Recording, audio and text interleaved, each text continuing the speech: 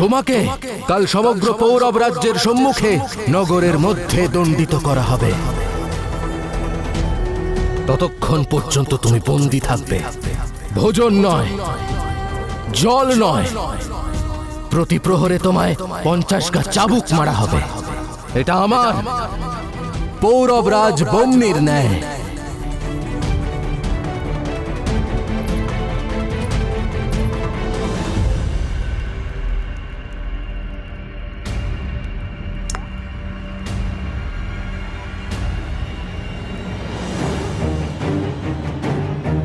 আর্য,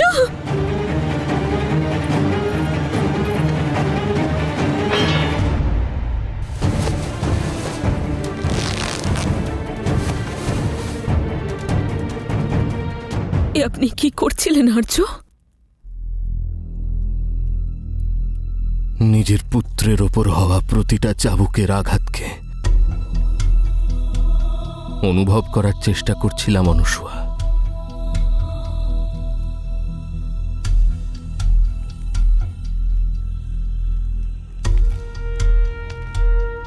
এক রাজা নিজের কর্তব্য আর ন্যায়ের কাছে অসহায়।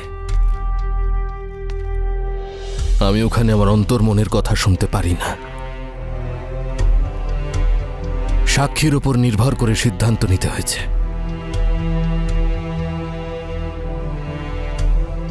আমার মাথায় রাজমুকুটের ভার ছিল অনুসুয়া, তাই তোমার মনের চিৎকারকেও অগ্রাহ্য করতে হয়েছে আমাকে।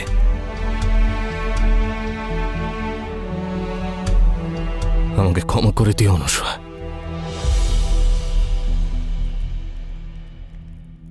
কিসের জন্য ক্ষমা আর্য? আপনি সেটাই করেছেন যা একজন রাজার করা উচিত ছিল।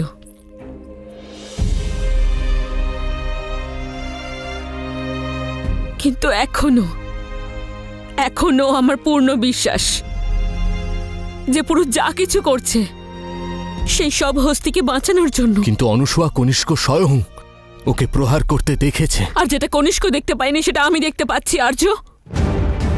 এই সব কিছুই ফার্সিদের খেলা, যাতে ওরা পুরুকে পথ থেকে সরিয়ে দিতে পারে। যদি তাই হয় তাহলে পুরু হস্তিকে সাহায্য করছে কেন? সত্যটা কেন বলছে না?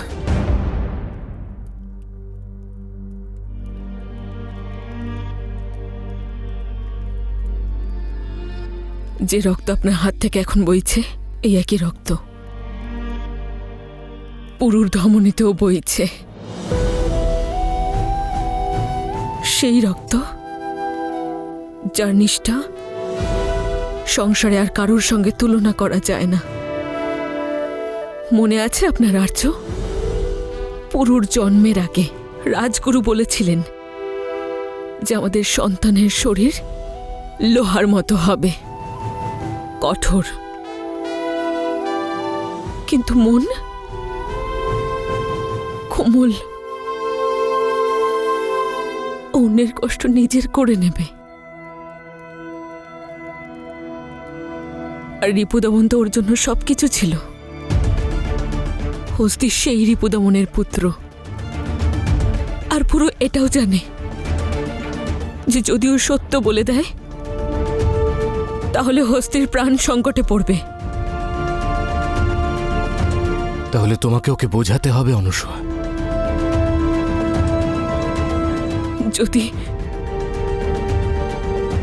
যদি সত্যি ওকে বোঝাতে পারতাম। কিন্তু প্রশ্নটা যদি ভাবনার হয় তাহলে ব্যক্তিকে উত্তর নিজেকেই খুঁজতে হয়, আর নিজের ভাবনাকে নিজেকেই জয় করতে হয়। আর আমার সম্পূর্ণ বিশ্বাস আছে যে পুরো নিজের ভাবনায় অবশ্যই উত্তীর্ণ হবে।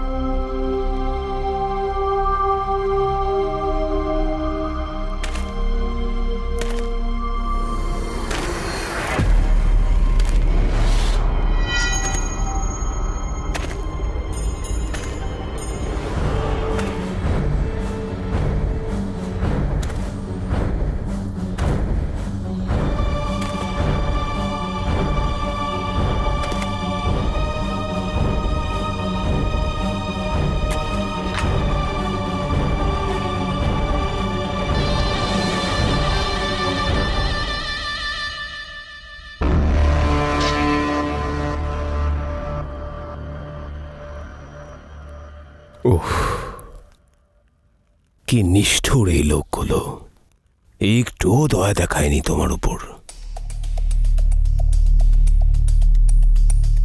কিছুদিন আগে এক দুঃসাহসী রাজকুমার আমার সম্মুখে এসে আমাকে আহ্বান দিয়ে চলে গেল। তাই ভাবলাম আজ আমি নিজে তার এই রাজকীয় আশ্রয়স্থলে এসে তার একটু খোঁজ খবর নিই। বাহ, কত সুন্দর থাকার জায়গা তোমার, রাজকুমার পোরাস।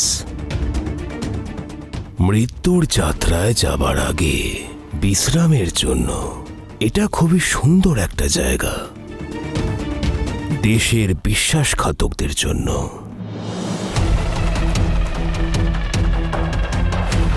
বিশ্বাসঘাতক, নিজের নামের এই সম্বোধন শুনে কেমন লাগলো রাজকুমার?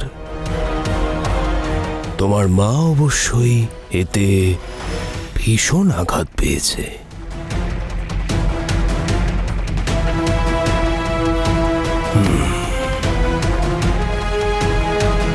আর যাই হোক, তার রক্ত থেকেই তো তোমার মধ্যে এই দেশভক্তির ইচ্ছে জেগে উঠেছে।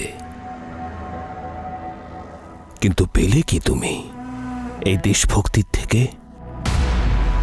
তোমার মা আর তুমি, তোমাদের দুজনকে তোমাদের কাছের মানুষজনেরাই মারার চেষ্টা করলো। নরকের মধ্যে ফেলে দিল তোমাকে। আর তোমার মা বহু বছর ধরে ভিক্ষে করে জীবনযাপন করল।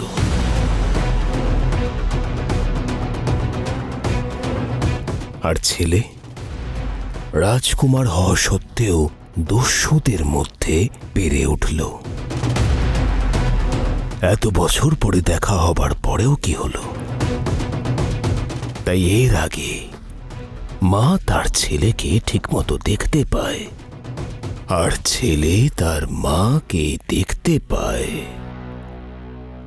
তার আগেই সেই ছেলে মৃত্যুর কোলে ডুবে যাবে।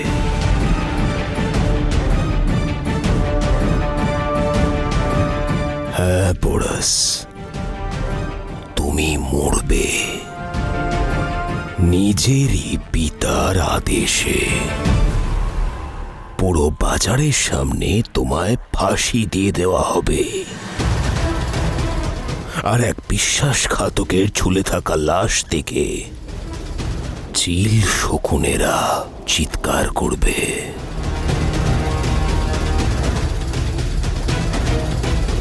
কি বলেছিলে তুমি? যে পোরাস থাকতে এই দেশ থেকে একটা পাখির পালকও নিয়ে যেতে পারবো না, কিন্তু এই পাখিকে যে রক্ষা করবে সে নিজে বন্দী হয়ে আছে। এখন বুঝতে পারলে তো যে এক ফার্সিকে প্রতিদ্বন্দ্বী বানালে তার কি মূল্য দিতে হয়? গোটা পৃথিবীতে কারোর সেই ক্ষমতা নেই যে এই ডাডায়ুসের সম্মুখীন হতে পারে। যেটা হতে চলেছে তা দেখার জন্য জীবিত থাকবে না তুমি, কিন্তু আমি চাই না যে আমার শত্রু প্রশ্নের উত্তর না জেনেই পৃথিবী থেকে বিদায় নেয়। শোনো রাজকুমার,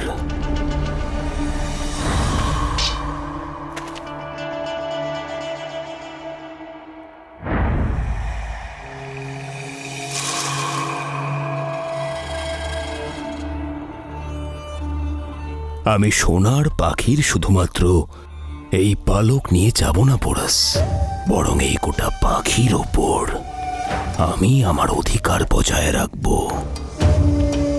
শিকার করবে পারস্যের এই বাজ, এই সোনার পাখির। আর ততক্ষণ শিকার করব এই পাখির যতক্ষণ না এর সমস্ত সোনা শেষ হয়ে যায়, আর কেউ আমাকে আটকাতে পারবে না।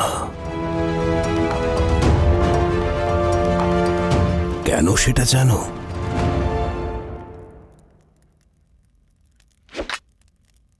কারণ তোমাদের ভারতীয়দের ভালোবাসার রোগ রয়েছে।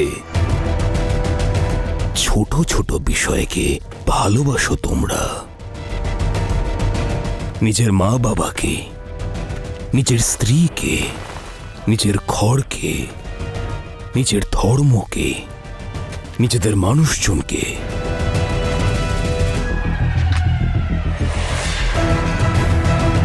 তোমার ভাই, তোমার বন্ধু, তোমার আত্মীয় স্বজন তোমাদের কাছে নিজের মাতৃভূমির থেকেও বেশি গুরুত্বপূর্ণ।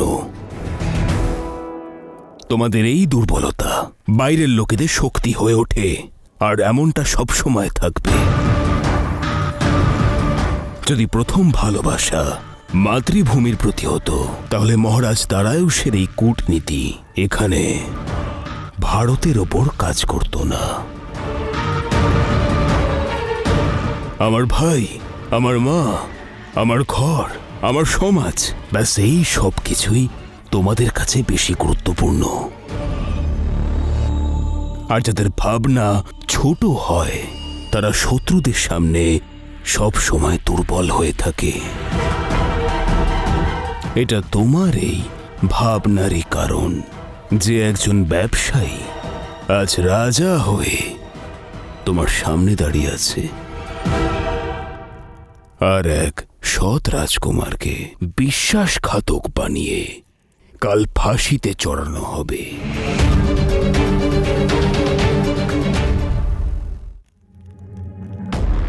তোমায় রাজমুকুট পরে কেমন লাগবে এটা দেখা এখন প্রায় অসম্ভব, কিন্তু তোমার গলায় ফাঁসির দড়ি খুব সুন্দর মানাবে, সেটা অবশ্যই দেখব আমি।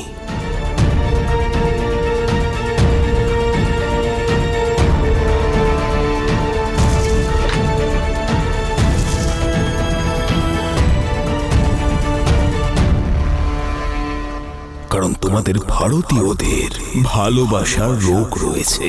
ছোট ছোট বিষয়কে ভালোবাসো তোমরা। নিজের মা বাবাকে, নিজের স্ত্রীকে, নিজের ঘরকে, নিজের ধর্মকে, নিজেদের মানুষজনকে। তোমার ভাই, তোমার বন্ধু, তোমার আত্মীয় স্বজন তোমাদের কাছে নিজের মাতৃভূমির থেকেও বেশি গুরুত্বপূর্ণ। এটা তোমার এই ভাবনারই কারণ যে একজন ব্যবসায়ী আজ রাজা হয়ে তোমার সামনে দাঁড়িয়ে আছে।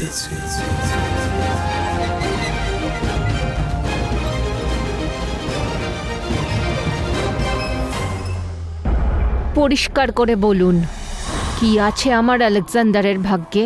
মানুষের ভাগ্য তা দিয়েই সৃষ্টি হয় যা সে নিজে বেছে নেয়। আর আলেকজান্ডার অসীম কাল অবধি জীবন নয়, অসীমের ঊর্ধ্বে নিজের নাম বেছে নিয়েছে।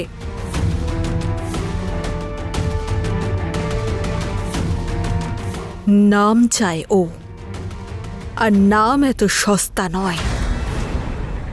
নামের জন্য বলিদান দিতে হয়, নামকে ধরে রাখতে মূল্য দিতে হয়। আলেকজান্ডারের নাম চিরস্মরণীয় হবে ঠিকই, যুগ যুগ ধরে লোক ওকে মনে রাখবে। কিন্তু কিন্তু কি? যদিও পূর্ব দিকে যায়, তাহলে ম্যাসিডোনিয়ায় আর ফিরবে না। কিছু ফিরলে তা শুধুমাত্র ওর নাম।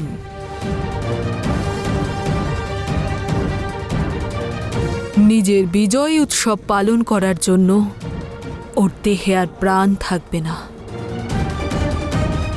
তার এই প্রতিপত্তি ভোগ করার জন্য তার শ্বাস নেওয়ার ক্ষমতা থাকবে না।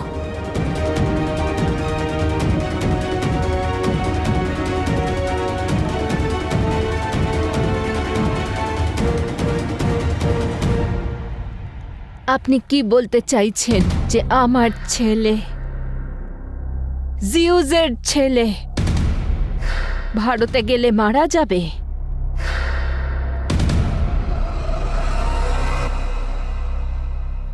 আমি ঠিক এটা বলিনি যে ও ভারতে গিয়ে মারা যাবে।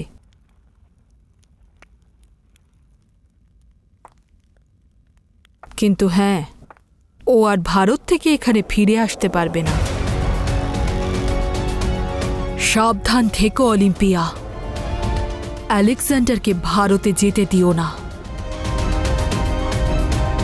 যদি ওর ভাগ্যের সম্মুখীন হয় তাহলে সব শেষ হয়ে যাবে।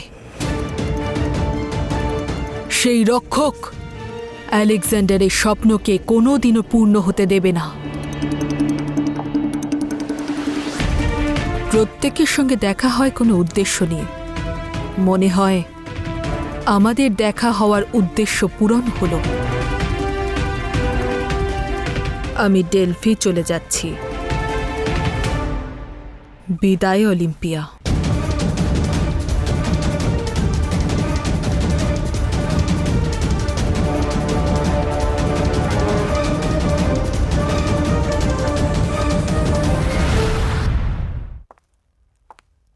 দাঁড়ান!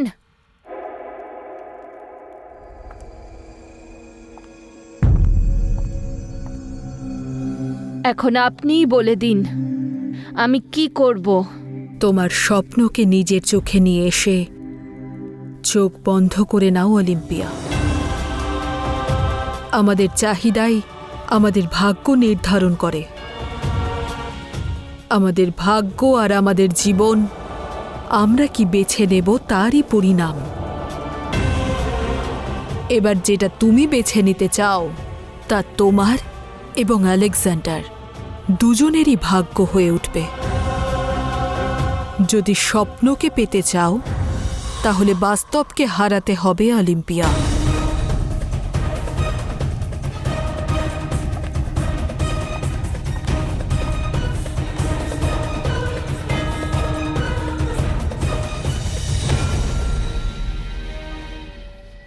আলেকজান্ডার,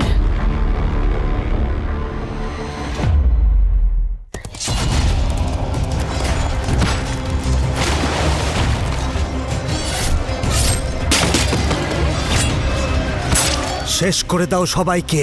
আমার বিরুদ্ধে যাবার ফল কি হয় সেই গল্প শোনানোর জন্য যেন কেউ বেঁচে না থাকে।